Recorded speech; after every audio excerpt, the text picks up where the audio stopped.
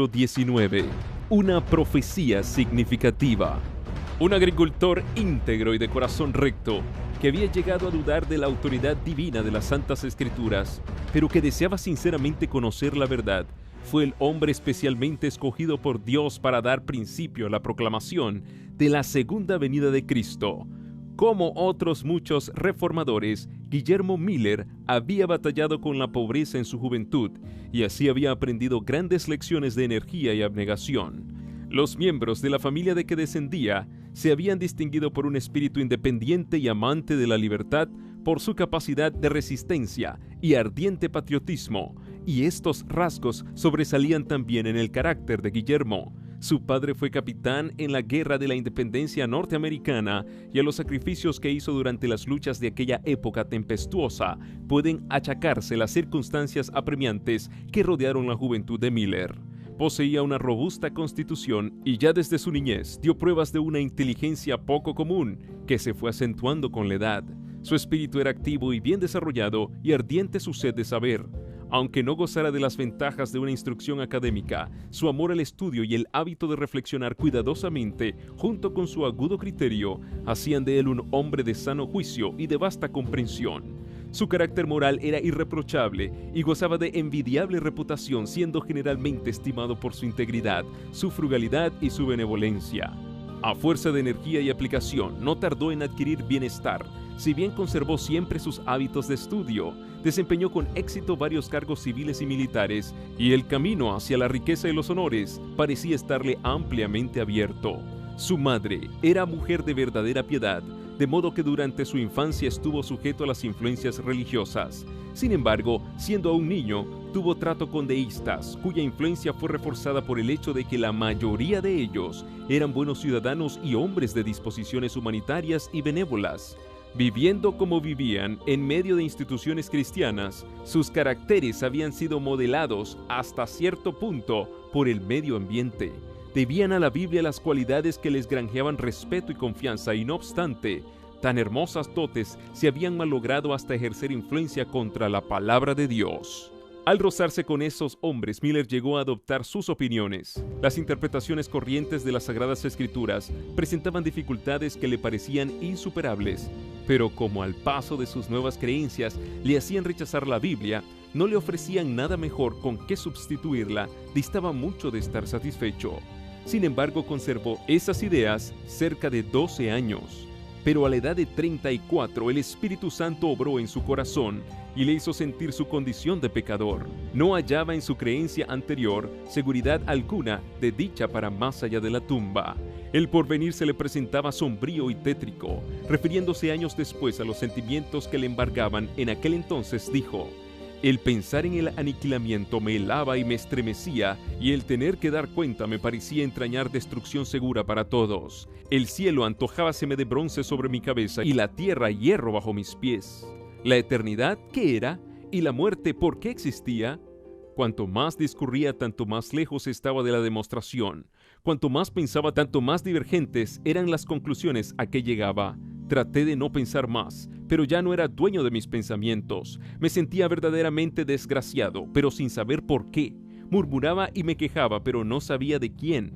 Sabía que algo andaba mal, pero no sabía ni dónde ni cómo encontrar lo correcto y justo. Gemía, pero lo hacía sin esperanza. En ese estado permaneció varios meses. De pronto, dice, el carácter de un Salvador se grabó hondamente en mi espíritu. Me pareció que bien podía existir un ser tan bueno y compasivo que expiara nuestras transgresiones y nos librara así de sufrir la pena del pecado. Sentí inmediatamente cuán amable había de ser este alguien y me imaginé que podría yo echarme en sus brazos y confiar en su misericordia. Pero surgió la pregunta: ¿cómo se puede probar la existencia de tal ser? Encontré que fuera de la Biblia no podía obtener prueba alguna de la existencia de semejante Salvador o siquiera de una existencia futura. Discerní que la Biblia presentaba precisamente un Salvador como el que yo necesitaba, pero no veía cómo un libro no inspirado pudiera desarrollar principios tan perfectamente adaptados a las necesidades de un mundo caído. Me vi obligado a admitir que las Sagradas Escrituras debían ser una revelación de Dios. Llegaron a ser mi deleite y encontré en Jesús un amigo. El Salvador vino a ser para mí el más señalado entre 10,000, y las escrituras que antes eran obscuras y contradictorias se volvieron entonces antorcha a mis pies y luz a mi senda. Mi espíritu obtuvo calma y satisfacción. Encontré que el Señor Dios era una roca en medio del océano de la vida. La Biblia llegó a ser entonces mi principal objeto de estudio, y puedo decir en verdad que la escudriñaba con gran deleite. Encontré que no se me había dicho nunca ni la mitad de lo que contenía. Me admiraba de que no hubiese visto antes su belleza y magnificencia, y de que hubiese podido rechazarla. En ella encontré revelado todo lo que mi corazón podía desear y un remedio para toda enfermedad del alma. Perdí enteramente el gusto por otra lectura y me apliqué de corazón a adquirir sabiduría de Dios. Miller hizo entonces pública profesión de fe en la religión que había despreciado antes, pero sus compañeros incrédulos no tardaron en aducir todos aquellos argumentos de que él mismo había echado mano a menudo contra la autoridad divina de las Santas Escrituras. Él no estaba todavía preparado para contestarles, pero se dijo que si la Biblia es una revelación de Dios, debía ser consecuente consigo misma y que, habiendo sido dada para instrucción del hombre, debía estar adaptada a su inteligencia. Resolvió estudiar las Sagradas Escrituras por su cuenta y averiguar si toda la contradicción aparente no podía armonizarse, procurando poner a un lado toda opinión preconcebida y escribiendo de todo comentario, comparó pasaje con pasaje con la ayuda de las referencias marginales y de la concordancia. Prosiguió su estudio de un modo muy regular y metódico, empezando con el Génesis y leyendo versículo por versículo. No pasaba adelante sino cuando el que estaba estudiando quedaba aclarado, dejándole libre de toda perplejidad. Cuando encontraba algún pasaje obscuro, solía compararlo con todos los demás textos que parecían tener alguna referencia con el asunto en cuestión. Reconocía a cada palabra el sentido que le correspondía en el tema de que trataba el texto, y si la idea que de él se formaba armonizaba con cada pasaje colateral, la dificultad desaparecía. Así, cada vez que daba con un pasaje difícil de comprender, encontraba la explicación en alguna otra parte de las Santas Escrituras. A medida que estudiaba y oraba fervorosamente para que Dios le alumbrara, lo que antes le había parecido obscuro, se le aclaraba. Experimentaba la verdad de las palabras del salmista: el principio de tus palabras alumbra, hace entender a los simples. Salmo 119:130. Con profundo interés estudió los libros de Daniel y el Apocalipsis, siguiendo los mismos principios de interpretación que en los demás libros de la Biblia, y con gran gozo comprobó que los símbolos proféticos podían ser comprendidos.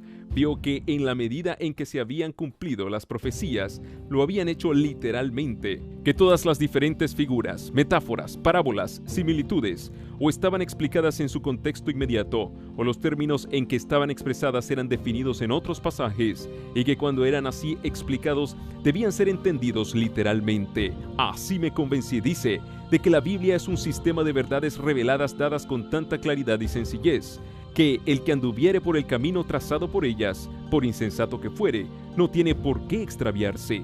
Eslabón tras eslabón de la cadena de la verdad descubierta vino a recompensar sus esfuerzos, a medida que paso a paso seguía las grandes líneas de la profecía.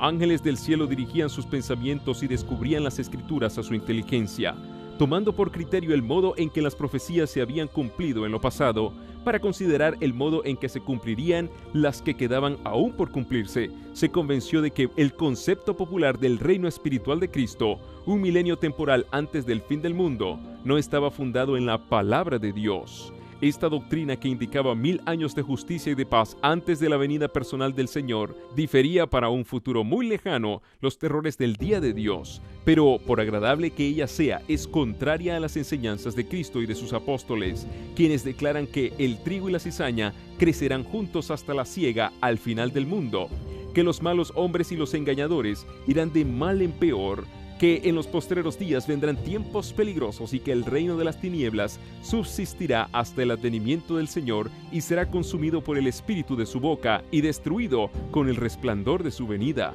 Mateo 13:30, 38 al 41, Segunda de Timoteo 3:13, 1, Segunda de Tesalonicenses 2:8.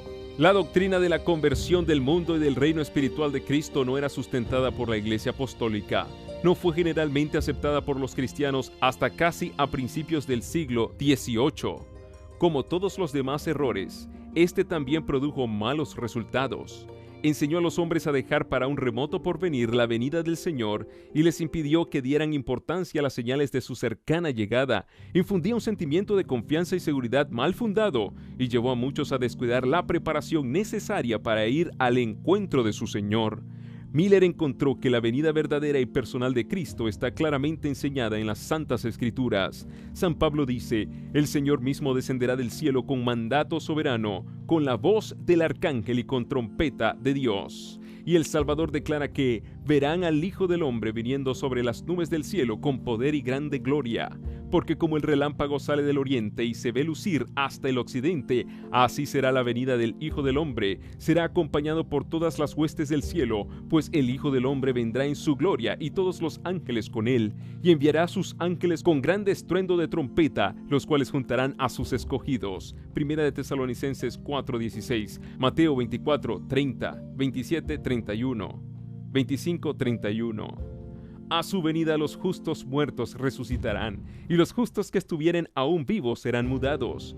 No todos dormiremos, dice Pablo, mas todos seremos mudados en un momento, en un abrir de ojos, al sonar la última trompeta, porque sonará la trompeta, y los muertos resucitarán incorruptibles, y nosotros seremos mudados, porque es necesario que este cuerpo corruptible se vista de incorrupción, y que este cuerpo mortal se vista de inmortalidad. Primera de Corintios 15, 51 al 53. Y en Primera de Tesalonicenses 4, 16 y 17, después de describir la venida del Señor, dice: los muertos en Cristo se levantarán primero, luego nosotros los vivientes, los que hayamos quedado, seremos arrebatados juntamente con ellos a las nubes, al encuentro del Señor en el aire, y así estaremos siempre con el Señor. El pueblo de Dios no puede recibir el reino antes que se realice el advenimiento personal de Cristo. El Señor había dicho: cuando el Hijo del Hombre venga en su gloria y todos los ángeles con él, entonces se sentará sobre el trono de su gloria, y delante de él serán juntadas todas las naciones, y apartará a los hombres unos de los otros, como el pastor aparta las ovejas de las cabras, y pondrá las ovejas a su derecha y las cabras a la izquierda. Entonces dirá el Rey a los que estarán a su derecha: venid, benditos de mi Padre, poseed el reino destinado para vosotros desde la fundación del mundo.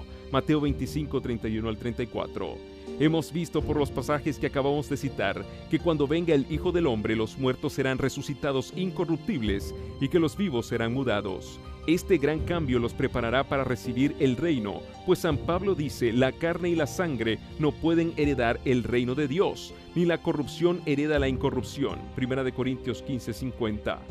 En su estado presente el hombre es mortal, corruptible, pero el reino de Dios será incorruptible y sempiterno. Por lo tanto, en su estado presente el hombre no puede entrar en el reino de Dios, pero cuando venga Jesús, concederá la inmortalidad a su pueblo y luego los llamará a poseer el reino del que hasta aquí solo han sido presuntos herederos.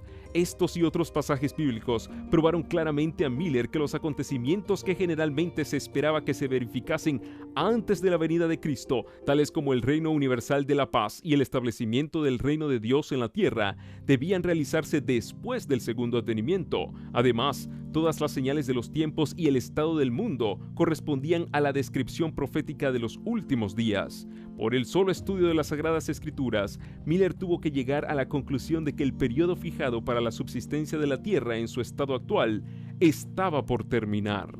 Otra clase de evidencia que afectó vitalmente mi espíritu, dice él, fue la cronología de las Santas Escrituras.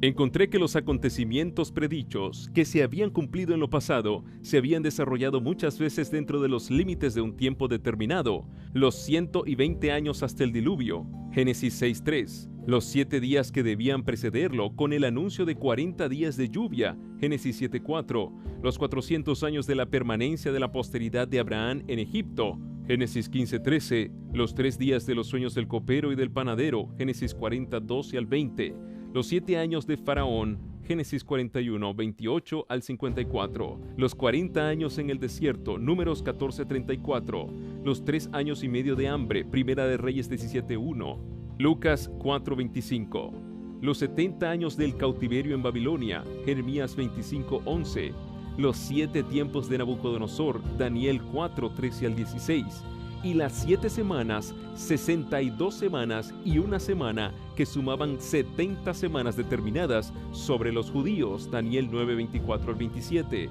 Todos los acontecimientos limitados por estos periodos de tiempo no fueron una vez más que asunto profético, pero se cumplieron de acuerdo con las predicciones. Por consiguiente, al encontrar en su estudio de la Biblia varios periodos cronológicos que, según su modo de entenderlos, se extendían hasta la segunda venida de Cristo, no pudo menos que considerarlos como los tiempos señalados que Dios había revelado a sus siervos. Las cosas secretas, dice Moisés, pertenecen a Jehová nuestro Dios, mas las reveladas nos pertenecen a nosotros y a nuestros hijos para siempre. Y el Señor declara por el profeta Amós que no hará nada sin que revele su secreto a sus siervos los profetas. Deuteronomio 29:29, Amós 3:7. Así que los que estudian la palabra de Dios pueden confiar que encontrarán indicado con claridad en las Escrituras el acontecimiento más estupendo que debe realizarse en la historia de la humanidad. Estando completamente convencido, dice Miller, de que toda escritura divinamente inspirada es útil, Segunda de Timoteo 3:16, que en ningún tiempo fue dada por voluntad de hombre, sino que fue escrita por hombres santos inspirados del Espíritu Santo, Segunda de Pedro 1:21, y esto para nuestra enseñanza, para que por la paciencia y por la consolación de las Escrituras tengamos esperanza, Romanos 15:4. No pude menos que considerar las partes cronológicas de la Biblia tan pertinentes a la palabra de Dios y tan acreedoras a que las tomáramos en cuenta como cualquiera otra parte de las Sagradas Escrituras. Pensé por consiguiente que al tratar de comprender lo que Dios, en su misericordia, había juzgado conveniente revelarnos, yo no tenía derecho para pasar por alto los períodos proféticos. La profecía que parecía revelar con la mayor claridad el tiempo del segundo advenimiento era la de Daniel 8:14. Hasta 2300 tardes y mañanas, entonces será purificado el santuario, siguiendo la regla que se había impuesto de dejar que las Sagradas Escrituras se interpretasen a sí mismas. Miller llegó a saber que un día en la profecía simbólica representa un año. Números 14:34, Ezequiel 4:6. Vio que el periodo de los 2300 días proféticos o años literales se extendía mucho más allá del fin de la era judaica, y que por consiguiente no podía referirse al santuario de aquella economía. Miller aceptaba la creencia general de que durante la era cristiana la tierra es el santuario y dedujo por consiguiente que la purificación del santuario predicha en Daniel 8:14 representaba la purificación de la tierra con fuego en el segundo advenimiento de Cristo. Llegó pues a la conclusión de que si se podía encontrar el punto de partida de los 2300 días, sería fácil fijar el tiempo del segundo advenimiento. Así quedaría revelado el tiempo de aquella gran consumación, el tiempo en que concluiría el presente estado de cosas, con todo su orgullo y poder, su pompa y vanidad, su maldad y opresión, el tiempo en que la tierra dejaría de ser maldita, en que la muerte sería destruida y se daría el galardón a los siervos de Dios, a los profetas y santos y a todos los que temen su nombre, el tiempo en que serían destruidos los que destruyen la tierra. Miller siguió escudriñando las profecías con más empeño y fervor que nunca, dedicando noches y días enteros al estudio de lo que resultaba entonces de tan inmensa importancia y absorbente interés. En el capítulo 8 de Daniel no pudo encontrar guía para el punto de partida de los 2300 días. Aunque se le mandó que hiciera comprender la visión a Daniel, el ángel Gabriel solo le dio a éste una explicación parcial. Cuando el profeta vio las terribles persecuciones que sobrevendrían a la iglesia, desfallecieron sus fuerzas físicas. No pudo soportar más y el ángel le dejó por algún tiempo. Daniel quedó sin fuerzas y estuvo enfermo algunos días. Estaba asombrado de la visión, dice, mas no hubo quien la explicase. Y sin embargo Dios había mandado a su mensajero: haz que éste entienda la visión. Esa orden debía ser ejecutada. En obedecimiento a ella, el ángel poco tiempo después volvió hacia Daniel diciendo: ahora he salido para hacerte sabio de entendimiento. Entiende pues la palabra y alcanza inteligencia de la visión. Daniel 8:27, 16, 9, 22 y 23. Había un punto importante en la visión del capítulo 8 que no había sido explicado, a saber, el que se refería al tiempo, el período de los 2300 días. Por consiguiente, el ángel, reanudando su explicación, se espacia en la cuestión del tiempo. 70 semanas están determinadas sobre tu pueblo y sobre tu santa ciudad. Sepas pues y entiendas que desde la salida de la palabra para restaurar y edificar a Jerusalén hasta el Mesías príncipe, habrá 7 semanas y 62 semanas. tornárase a edificar la plaza y el muro en tiempos angustiosos, y después de las 62 semanas se quitará la vida al Mesías, y no por sí, y en otra semana confirmará el pacto a muchos, y a la mitad de la semana hará cesar el sacrificio y la ofrenda. Daniel 9, 24 al 27. El ángel había sido enviado a Daniel con el objeto expreso de que le explicara el punto que no había logrado comprender en la visión del capítulo 8, el dato relativo al tiempo. Hasta 2300 tardes y mañanas, entonces será purificado el santuario. Después de mandar a Daniel que entienda la palabra y que alcance inteligencia de la visión, las primeras palabras del ángel son: 70 semanas están determinadas sobre tu pueblo y sobre tu santa ciudad. La palabra traducida aquí por determinadas significa literalmente descontadas. El ángel declara que 70 semanas, que representaban 490 años, debían ser descontadas por pertenecer especialmente a los judíos. Pero, ¿de dónde fueron descontadas? Como los 2300 días son el único periodo de tiempo mencionado en el capítulo 8, deben constituir el periodo del que fueron descontadas las 70 semanas. Las 70 semanas deben por consiguiente formar parte de los 2300 días, y ambos periodos deben comenzar juntos. El ángel declaró que las 70 semanas datan del momento en que salió el edicto para reedificar a Jerusalén. Si se puede encontrar la fecha de aquel edicto, queda fijado el punto de partida del gran período de los 2300 días. Ese decreto se encuentra en el capítulo 7 de Esdras, versículos 12 al 26. Fue expedido en su forma más completa por Artajerjes, rey de Persia, en el año 457 a.C., pero en Esdras 6:14 se dice que la casa del Señor fue edificada en Jerusalén por mandato de Ciro y de Darío y de Artajerjes, rey de Persia. Estos tres reyes, al expedir el decreto y al confirmarlo y completarlo, lo pusieron en la condición requerida por la profecía para que marcase el principio de los 2300 años. Tomando el año 457 a.C., en que el decreto fue completado como fecha de la orden, se comprobó que cada especificación de la profecía referente a las 70 semanas se había cumplido. Desde la salida de la palabra para restaurar y edificar a Jerusalén, hasta el Mesías príncipe habrá 7 semanas y 62 semanas, es decir, 69 semanas, o sea, 483 años. El decreto de Artajerjes fue puesto en vigencia en el otoño del año 457 a.C. Partiendo de esta fecha, los 483 años alcanzaron al otoño del año 27 de Jesucristo. Entonces fue cuando esta profecía se cumplió. La palabra Mesías significa el ungido. En el otoño del año 27 de Jesucristo, Cristo fue bautizado por Juan y recibió la unción del Espíritu Santo. El apóstol Pedro testifica que a Jesús de Nazaret Dios le ungió con el Espíritu Santo y con poder. Hechos 10:38. Y el mismo Salvador declara: el Espíritu del Señor está sobre mí, por cuanto me ha ungido para anunciar buenas nuevas a los pobres. Después de su bautismo, Jesús volvió a Galilea, predicando el Evangelio de Dios y diciendo: se ha cumplido el tiempo. Lucas 4:18, Marcos 1:14 y 15. Y en otra semana confirmará el pacto a muchos. La semana de la cual se habla aquí es la última de las 70. Son los 7 últimos años del periodo concedido especialmente a los judíos. Durante ese plazo, que se extendió del año 27 al año 34 de Jesucristo, Cristo, primero en persona y luego por intermedio de sus discípulos, presentó la invitación del Evangelio especialmente a los judíos.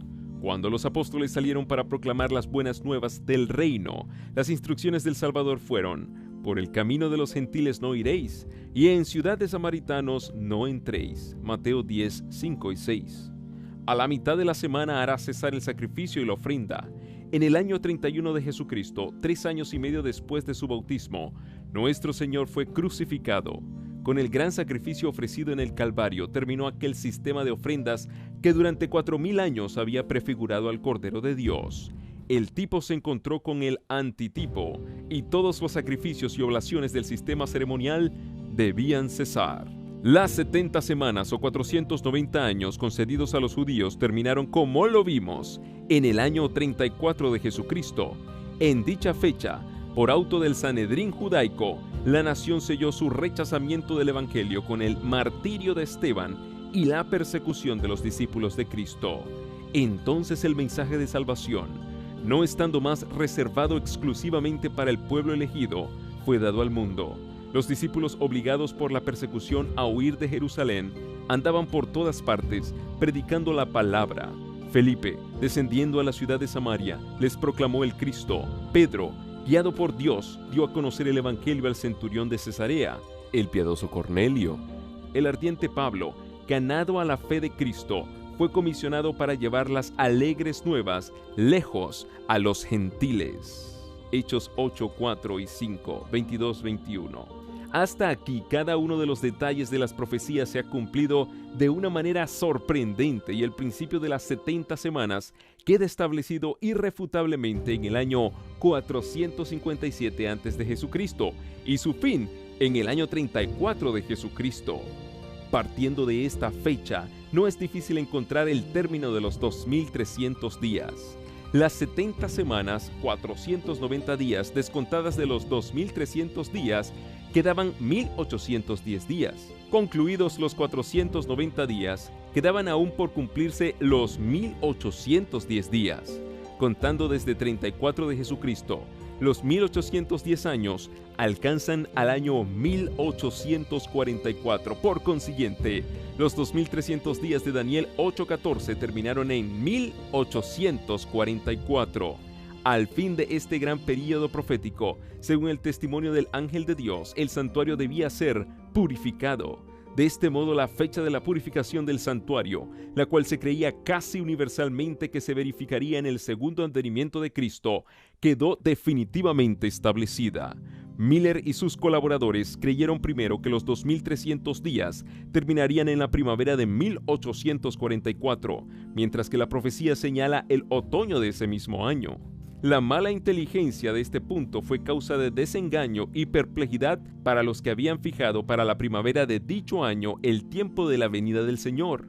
Pero esto no afectó en lo más mínimo la fuerza de la argumentación que demuestra que los 2300 días terminaron en el año 1844 y que el gran acontecimiento representado por la purificación del santuario debía verificarse entonces. Al empezar a estudiar las Sagradas Escrituras como lo hizo, para probar que son una revelación de Dios, Miller no tenía la menor idea de que llegaría a la conclusión a que había llegado.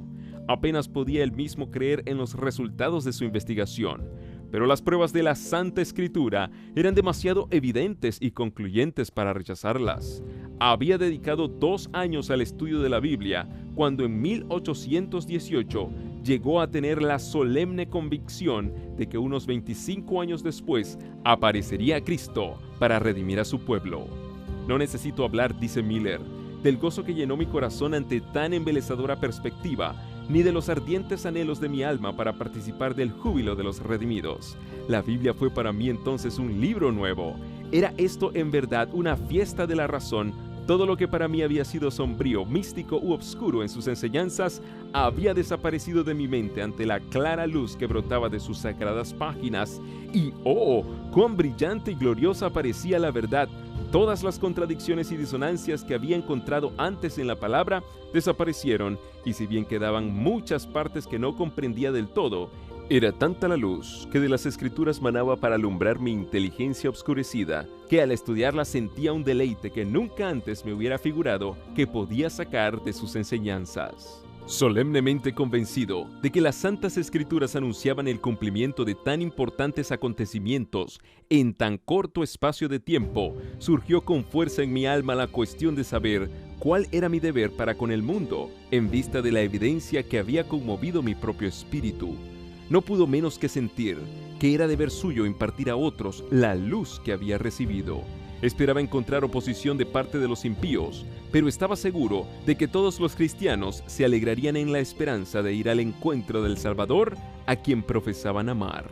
Lo único que temía era que en su gran júbilo por la perspectiva de la gloriosa liberación, que debía cumplirse tan pronto, muchos recibiesen la doctrina sin examinar detenidamente las Santas Escrituras para ver si era la verdad. De aquí que vacilara en presentarla por temor de estar errado y de hacer descarriar a otros.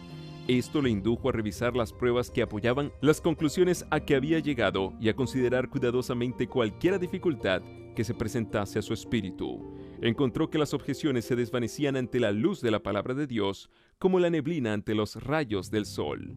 Los 5 años que dedicó a esos estudios le dejaron enteramente convencido de que su manera de ver era correcta. El deber de hacer conocer a otros lo que él creía estar tan claramente enseñado en las Sagradas Escrituras se le impuso entonces con una nueva fuerza. Cuando estaba ocupado en mi trabajo, explicó, sonaba continuamente en mis oídos el mandato: anda y haz saber al mundo el peligro que corre. Recordaba constantemente este pasaje, diciendo yo al impío: impío, de cierto morirás, si tú no hablares para que se guarde el impío de su camino. El impío morirá por su pecado, mas su sangre yo la derramaré de tu mano. Y si tú avisares al impío de su camino para que de él se aparte, y él no se apartare de su camino, por su pecado morirá él, y tú libraste tu vida. Ezequiel 33, 8 y 9. Me parecía que si los impíos podían ser amonestados eficazmente, multitudes de ellos se arrepentirían, y que si no eran amonestados, su sangre podía ser demandada de mi mano. Empezó a presentar sus ideas en círculo privado siempre que se le ofrecía la oportunidad, rogando a Dios que algún ministro sintiese la fuerza de ellas y se dedicase a proclamarlas. Pero no podía librarse de la convicción de que tenía un deber personal que cumplir, dando el aviso. De continuo se presentaban a su espíritu las siguientes palabras: anda y anúncialo al mundo, su sangre demandaré de tu mano. Esperó 9 años y la carga continuaba pesando sobre su alma, hasta que en 1831 expuso por primera vez en público las razones de la fe que tenía. Así como Eliseo fue llamado cuando seguía a sus bueyes en el campo para recibir el manto de la consagración al ministerio profético, así también Guillermo Miller fue llamado a dejar su arado y revelar al pueblo los misterios del reino de Dios. Con temblor dio principio a su obra de conducir a sus oyentes paso a paso a través de los períodos proféticos hasta el segundo advenimiento de Cristo. Con cada esfuerzo cobraba más energía y valor al ver el marcado interés que despertaban sus palabras. A la solicitación de sus hermanos, en cuyas palabras creyó oír el llamamiento de Dios, se debió que Miller consintiera en presentar sus opiniones en público. Tenía ya 50 años y no estando acostumbrado a hablar en público, se consideraba incapaz de hacer la obra que de él se esperaba. Pero desde el principio sus labores fueron notablemente bendecidas para la salvación de las almas. Su primera conferencia fue seguida de un despertamiento religioso, durante el cual 30 familias enteras, menos 2 personas, fueron convertidas. Se le instó inmediatamente a que hablase en otros lugares y casi en todas partes su trabajo tuvo por resultado un avivamiento de la obra del Señor. Los pecadores se convertían, los cristianos renovaban su consagración a Dios y los deístas e incrédulos eran inducidos a reconocer la verdad de la Biblia y de la religión cristiana. El testimonio de aquellos entre quienes trabajara fue: consigue ejercer una influencia en una clase de espíritus a la que no afecta la influencia de otros hombres. Su predicación era para despertar interés en los grandes asuntos de la religión y contrarrestar la mundanalidad y sensualidad crecientes de la época. En casi todas las ciudades se convertían los oyentes por docenas y hasta por centenares. En muchas poblaciones se le abrían de par en par las iglesias protestantes de casi todas las denominaciones y las invitaciones para trabajar en ellas le llegaban generalmente de los mismos ministros de diversas congregaciones. Tenía por regla invariable no trabajar donde no hubiese sido invitado. Sin embargo, pronto vio que no le era posible atender siquiera la mitad de los llamamientos que se le dirigían. Muchos que no aceptaban su modo de ver en cuanto a la fecha exacta del segundo advenimiento estaban convencidos de la seguridad y proximidad de la venida de Cristo y de que necesitaban prepararse para ella. En algunas de las grandes ciudades, sus labores hicieron extraordinaria impresión. Hubo tabernos que abandonaron su tráfico y convirtieron sus establecimientos en salas de culto. Los garitos eran abandonados, incrédulos deístas, universalistas y hasta libertinos de los más perdidos, algunos de los cuales no habían entrado en ningún lugar de culto desde hacía años, se convertían. Las diversas denominaciones establecían reuniones de oración en diferentes barrios, y a casi cualquier hora del día los hombres de negocios se reunían para orar y cantar alabanzas. No se notaba excitación extravagante, sino que un sentimiento de solemnidad dominaba a casi todos. La obra de Miller, como la de los primeros reformadores, tendía más a convencer el entendimiento y a despertar la conciencia que a excitar las emociones. En 1833, Miller recibió de la Iglesia Bautista de la cual era miembro una licencia que le autorizaba para predicar. Además, buen número de los ministros de su denominación aprobaban su obra y le dieron su sanción formal mientras proseguía sus trabajos. Viajaba y predicaba sin descanso, si bien sus labores personales se limitaban principalmente a los estados del este y del centro de los Estados Unidos. Durante varios años sufragó él mismo todos sus gastos de su bolsillo, y ni aún más tarde se le costearon nunca por completo los gastos de viaje a los puntos a donde se le llamaba, de modo que, lejos de reportarle provecho pecuniario, sus labores públicas constituían un pesado gravamen para su fortuna particular, que fue menguando durante este periodo de su vida. Era padre de numerosa familia, pero como todos los miembros de ella eran frugales y diligentes, su finca rural bastaba para el sustento de todos ellos. En 1833, 2 años después de haber principiado Miller a presentar en público las pruebas de la próxima venida de Cristo, apareció la última de las señales que habían sido anunciadas por el Salvador como precursoras de su segundo advenimiento. Jesús había dicho: las estrellas caerán del cielo. Mateo 24:29. Y Juan, al escribir la visión de las escenas que anunciarían el día de Dios, declara en el Apocalipsis: las estrellas del cielo cayeron sobre la tierra, como la higuera echa sus higos cuando es movida de gran viento. Apocalipsis 6:13. Esta profecía se cumplió de modo sorprendente y pasmoso con la gran lluvia meteórica del 13 de noviembre de 1833.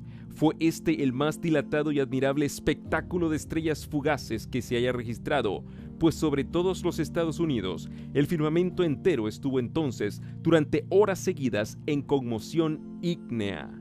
No ha ocurrido jamás en este país desde el tiempo de los primeros colonos un fenómeno celestial que despertara tan grande admiración entre unos, ni tanto terror ni alarma entre otros. Su sublimidad y terrible belleza quedan aún grabadas en el recuerdo de muchos. Jamás cayó lluvia más tupida que esta, en que cayeron los meteoros hacia la tierra, al este, al oeste, al norte y al sur, era lo mismo.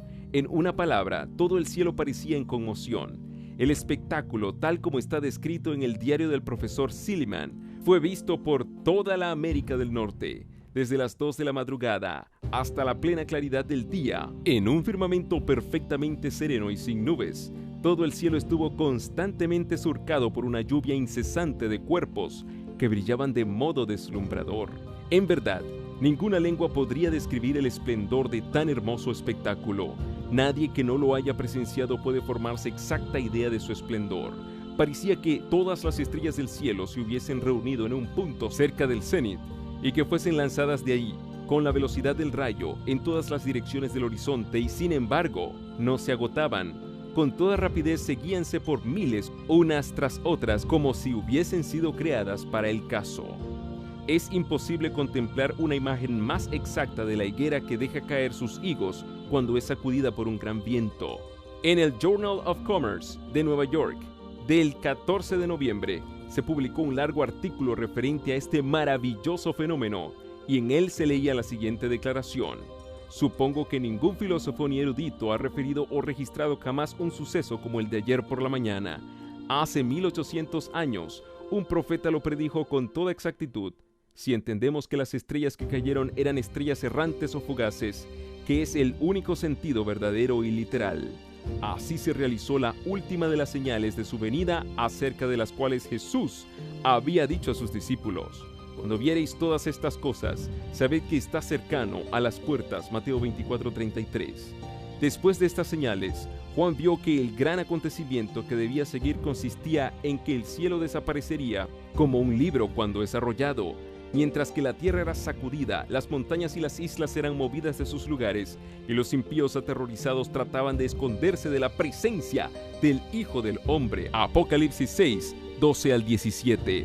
Muchos de los que presenciaron la caída de las estrellas la consideraron como un anuncio del juicio venidero, como un signo precursor espantoso, un presagio misericordioso de aquel grande y terrible día. Así fue dirigida la atención del pueblo hacia el cumplimiento de la profecía, y muchos fueron inducidos a hacer caso del aviso del segundo advenimiento. En 1840, otro notable cumplimiento de la profecía despertó interés general. 2 años antes, Josías Litch, uno de los principales ministros que predicaban el segundo advenimiento, publicó una explicación del capítulo 9 del Apocalipsis, que predecía la caída del Imperio Otomano. Según sus cálculos, esa potencia sería derribada en el año 1840 de Jesucristo, durante el mes de agosto, y pocos días antes de su cumplimiento escribió, admitiendo que el primer período de 150 años se haya cumplido exactamente antes de que Deacoses subiera al trono con permiso de los turcos, y que los 391 años y 15 días comenzaran al terminar el primer período, terminarán el 11 de agosto de 1840, día en que puede anticiparse que el poder otomano en Constantinopla será quebrantado. Y esto es lo que creo que va a confirmarse. En la fecha misma que había sido especificada, Turquía aceptó por medio de sus embajadores la protección de las potencias aliadas de Europa y se puso así bajo la tutela de las naciones cristianas. El acontecimiento cumplió exactamente la predicción. Cuando esto se llegó a saber, multitudes se convencieron de que los principios de interpretación profética adoptados por Miller y sus compañeros eran correctos, con lo que recibió un impulso maravilloso el movimiento adventista. Hombres de saber y de posición social se adhirieron a Miller para divulgar sus ideas, y de 1840 a 1844 la obra se extendió rápidamente. Guillermo Miller poseía grandes dotes intelectuales, disciplinadas por la reflexión y el estudio, y a ellas añadió la sabiduría del cielo al ponerse en relación con la fuente de la sabiduría. Era hombre de verdadero valer, que no podía menos que imponer respeto y granjearse el aprecio donde quiera que supiera estimarse la integridad, el carácter y el valor moral. Uniendo verdadera bondad de corazón a la humildad cristiana y al dominio de sí mismo, era atento y afable para con todos y siempre listo para escuchar las opiniones de los demás y pesar sus argumentos. Sin apasionamiento ni agitación, examinaba todas las teorías y doctrinas a la luz de la palabra de Dios, y su sano juicio y profundo conocimiento de las Santas Escrituras le permitían descubrir y refutar el error. Sin embargo, no prosiguió su obra sin encontrar violenta oposición. Como le sucediera a los primeros reformadores, las verdades que proclamaba no fueron recibidas favorablemente por los maestros religiosos del pueblo. Como estos no podían sostener sus posiciones apoyándose en las Santas Escrituras, se vieron obligados a recurrir a los dichos y doctrinas de los hombres, a las tradiciones de los padres. Pero la palabra de Dios era el único testimonio que aceptaban los predicadores de la verdad del segundo advenimiento. La Biblia y la Biblia sola era su consigna. La falta de argumentos bíblicos de parte de sus adversarios era suplida por el ridículo y la burla. Tiempo, medios y talentos fueron empleados en difamar a aquellos cuyo único crimen consistía en esperar con gozo el regreso de su Señor y en esforzarse por vivir santamente y en exhortar a los demás a que se preparasen para su aparición. Serios fueron los esfuerzos que se hicieron para apartar la mente del pueblo del asunto del segundo advenimiento. Se hizo aparecer como pecado, como algo de que los hombres debían avergonzarse, el estudio de las profecías referentes a la venida de Cristo y al fin del mundo. Así los ministros populares socavaron la fe en la palabra de Dios. Sus enseñanzas volvían incrédulos a los hombres, y muchos se arrogaron la libertad de andar según sus impías pasiones. Luego los autores del mal echaban la culpa de él a los adventistas. Mientras que un sinnúmero de personas inteligentes e interesadas se apiñaban para oír a Miller, su nombre era rara vez mencionado por la prensa religiosa y solo para ridiculizarlo y acusarlo. Los indiferentes y los impíos, alentados por la actitud de los maestros de religión, recurrieron a epítetos difamantes, a chistes vulgares y blasfemos, en sus esfuerzos para atraer el desprecio sobre él y su obra. El siervo de Dios, encanecido en el servicio y que había dejado su cómodo hogar para viajar a costa propia, de ciudad en ciudad y de pueblo en pueblo, para proclamar al mundo la solemne amonestación del juicio inminente, fue llamado fanático, mentiroso y malvado. Las mofas, las mentiras y los ultrajes acumulados sobre él despertaron la censura y la indignación hasta de la prensa profana. La gente del mundo declaró que tratar un tema de tan imponente majestad e importantes consecuencias con ligereza y lenguaje vulgar no equivalía solo a divertirse a costa de los sentimientos de sus propagadores y defensores, sino a reírse del día del juicio, a mofarse del mismo Dios y a hacer burla de su tribunal. El instigador de todo mal no trató únicamente de contrarrestar los efectos del mensaje del advenimiento, sino de destruir al mismo mensajero. Miller hacía una aplicación práctica de la verdad bíblica a los corazones de sus oyentes, reprobando sus pecados y turbando el sentimiento de satisfacción de sí mismos, y sus palabras claras y contundentes despertaron la animosidad de ellos. La oposición manifestada por los miembros de las iglesias contra su mensaje alentaba a las clases bajas a ir aún más allá, y hubo enemigos que conspiraron para quitarle la vida a su salida del local de reunión. Pero hubo ángeles guardianes entre la multitud, y uno de ellos, bajo la forma de un hombre, tomó el brazo del siervo del Señor y lo puso a salvo del populacho furioso. Su obra no estaba aún terminada, y Satanás y sus emisarios se vieron frustrados en sus planes. A pesar de toda oposición, el interés en el movimiento adventista siguió en aumento. De decenas y centenas, el número de los creyentes alcanzó a miles. Las diferentes iglesias se habían acrecentado notablemente, pero al poco tiempo el espíritu de oposición se manifestó hasta contra los conversos ganados por Miller, y las iglesias empezaron a tomar medidas disciplinarias contra ellos. Esto indujo a Miller a instar a los cristianos de todas las denominaciones a que, si sus doctrinas eran falsas, se lo probasen por las Escrituras. ¿Qué hemos creído?, decía él. ¿Que no nos haya sido ordenado creer por la palabra de Dios, que vosotros mismos reconocéis como regla única de nuestra fe y de nuestra conducta? ¿Qué hemos hecho para que se nos arrojasen tan virulentos cargos y diatribas desde el púlpito y la prensa, y para darnos motivo para excluirnos a nosotros, los adventistas, de vuestras iglesias y de vuestra comunión? Si estamos en el error, os ruego nos enseñéis en qué consiste nuestro error. Probádnoslo por la palabra de Dios. Harto se nos ha ridiculizado, pero no será eso lo que pueda jamás convencernos de que estamos en error. La palabra de Dios sola puede cambiar nuestro modo de ver. Llegamos a nuestras conclusiones después de madura reflexión y de mucha oración, a medida que veíamos las evidencias de las Escrituras. Siglo tras siglo, las amonestaciones que Dios dirigió al mundo por medio de sus siervos fueron recibidas con la misma incredulidad y falta de fe.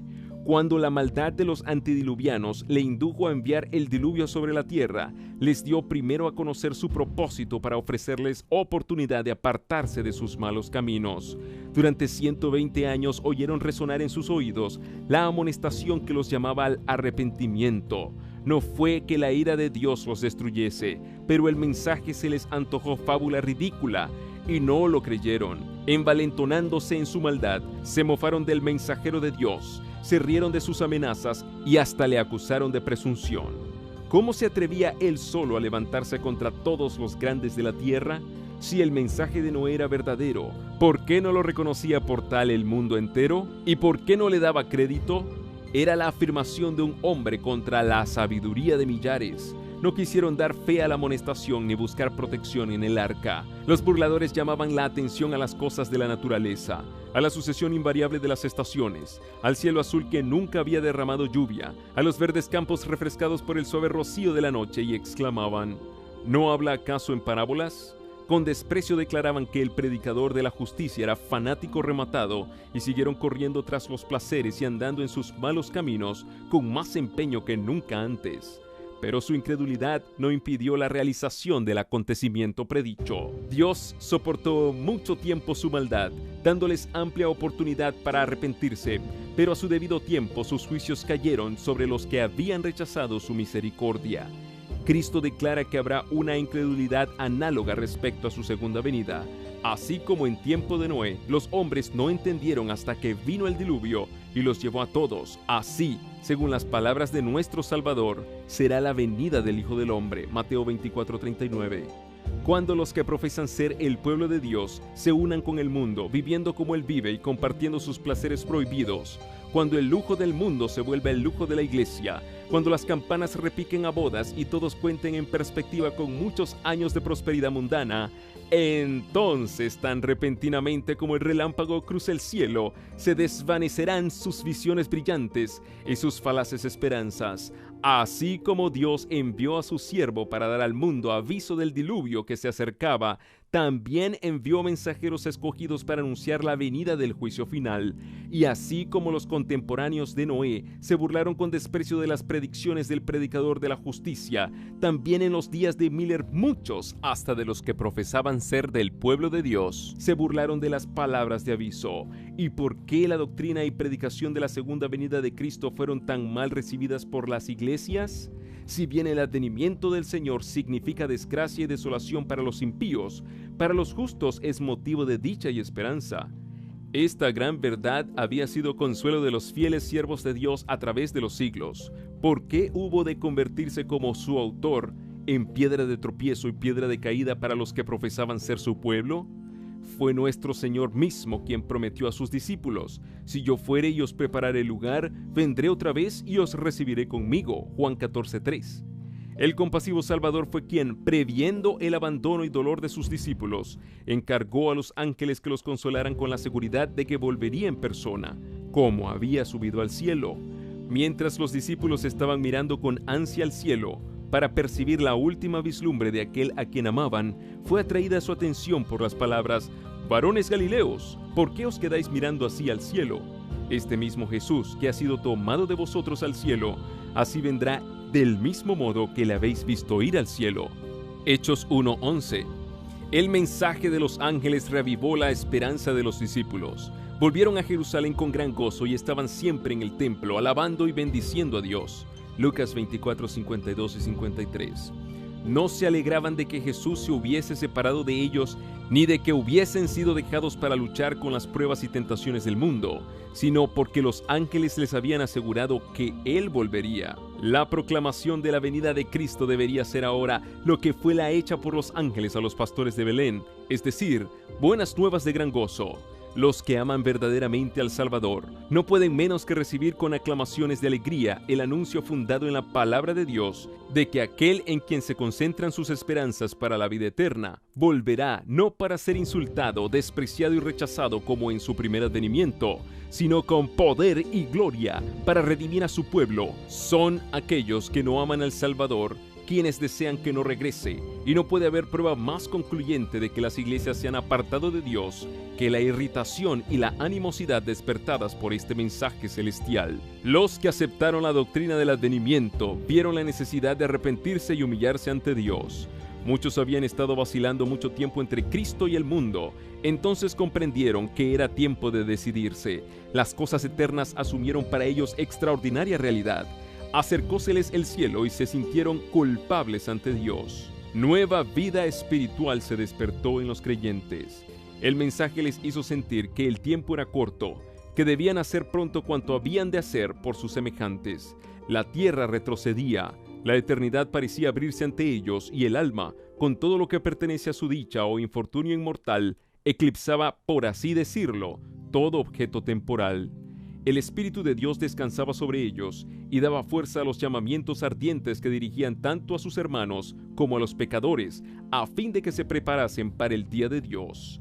El testimonio mudo de su conducta diaria equivalía a una censura constante para los miembros formalistas y no santificados de las iglesias. Estos no querían que se les molestara en su búsqueda de placeres, ni en su culto a Mamón, ni en su ambición de honores mundanos. De ahí la enemistad y oposición despertadas contra la fe adventista y los que la proclamaban. Como los argumentos basados en los períodos proféticos resultaban irrefutables, los adversarios trataron de prevenir la investigación de este asunto, enseñando que las profecías estaban selladas. De este modo, los protestantes seguían las huellas de los romanistas. Mientras que la iglesia papal le niega la Biblia al pueblo, las iglesias protestantes aseguraban que parte importante de la palabra sagrada, o sea, la que pone a la vista verdades de especial aplicación para nuestro tiempo, no podía ser entendida. Los ministros y el pueblo declararon que las profecías de Daniel y del Apocalipsis eran misterios incomprensibles, pero Cristo había llamado la atención de sus discípulos a las palabras del profeta Daniel relativas a los acontecimientos que debían desarrollarse en tiempo de ellos, y les había dicho: el que lee, entienda. Y la aseveración de que el Apocalipsis es un misterio que no se puede comprender es rebatida por el título mismo del libro, Revelación de Jesucristo, que Dios le dio para manifestar a sus siervos las cosas que deben suceder pronto. Bienaventurado el que lee y los que oyen las palabras de esta profecía y guardan las cosas en ella escritas, porque el tiempo está cerca. Apocalipsis 1, 1 al 3. El profeta dice, bienaventurado el que lee. Hay quienes no quieren leer, la bendición no es para ellos. Y los que oyen, hay algunos también, que se niegan a oír cualquier cosa relativa a las profecías. La bendición no es tampoco para esa clase de personas. Y guardan las cosas en ella escritas. Muchos se niegan a tomar en cuenta las amonestaciones e instrucciones contenidas en el Apocalipsis. Ninguno de ellos tiene derecho a la bendición prometida. Todos los que ridiculizan los argumentos de la profecía y se mofan de los símbolos dados solemnemente en ella, todos los que se niegan a reformar sus vidas y a prepararse para la venida del Hijo del Hombre, no serán bendecidos. Ante semejante testimonio de la inspiración, ¿cómo se atreven los hombres a enseñar que el Apocalipsis es un misterio fuera del alcance de la inteligencia humana? Es un misterio revelado, un libro abierto. El estudio del Apocalipsis nos lleva a las profecías de Daniel, y ambos libros contienen enseñanzas de suma importancia, dadas por Dios a los hombres acerca de los acontecimientos que han de desarrollarse al fin de la historia de este mundo. A San Juan le fueron descubiertos cuadros de la experiencia de la iglesia que resultaban de interés profundo y conmovedor. Vio las circunstancias, los peligros, las luchas y la liberación final del pueblo de Dios. Consigna los mensajes finales que han de hacer madurar la mies de la tierra, ya sea en gavillas para el granero celestial o en manojos para los fuegos de la destrucción. Fueronle revelados asuntos de suma importancia, especialmente para la última iglesia, con el objeto de que los que se volviesen del error a la verdad pudiesen ser instruidos con respecto a los peligros y luchas que les esperaban. Nadie necesita estar a oscuras en lo que concierne a lo que ha de acontecer en la tierra. ¿Por qué existe pues esta ignorancia general acerca de tan importante porción de las Escrituras? ¿Por qué es tan universal la falta de voluntad para investigar sus enseñanzas? Es resultado de un esfuerzo del príncipe de las tinieblas para ocultar a los hombres lo que revela sus engaños. Por esto Cristo, el revelador, previendo la guerra que se haría al estudio del Apocalipsis, pronunció una bendición sobre cuantos leyesen, oyesen y guardasen las palabras de la profecía.